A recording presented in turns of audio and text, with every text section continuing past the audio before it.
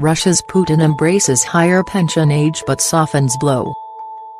For a long time Vladimir Putin distanced himself from Russia's pension reform.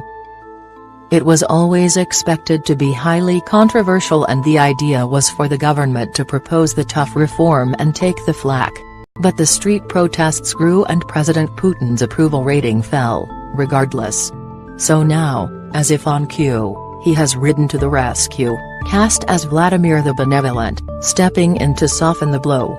Any notion that he would simply scrap the reform, or overhaul it significantly, was soon scotched.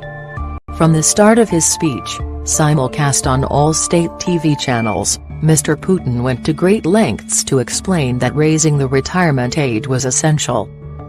Acknowledging that he had once promised never to take this step as president, he argued that times, and the economic environment, had changed. We cannot delay.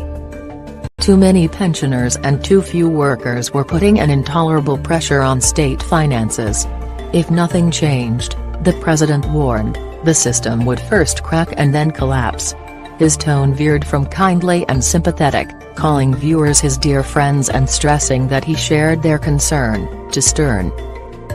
We really can't delay anymore, Mr. Putin insisted. That would be irresponsible. He cast pension reform as a matter of national security. The president did offer some mild relief from the initial proposal for Russian women.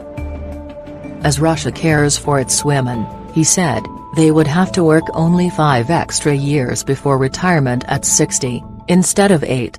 That can be cut further, mind you, if they have extra children, basically producing extra workers to contribute to the pension pot. On the other hand, those mothers will probably have to stay at home to care for their bigger brood. At the moment, many grandmothers help raise children once they retire at 55. Under the new system, they would be working. But the biggest bone of contention is male workers. Vladimir Putin left the new retirement age for men at 65, a 5-year increase. His argument is that life expectancy has leapt up under his rule, which is certainly true compared to the dire post-Soviet crisis of the 1990s. But Russian men still only live to 67 on average. Under the new system a huge number would not survive to collect their pension. More money, then, for that cracking system. Will this calm the anger?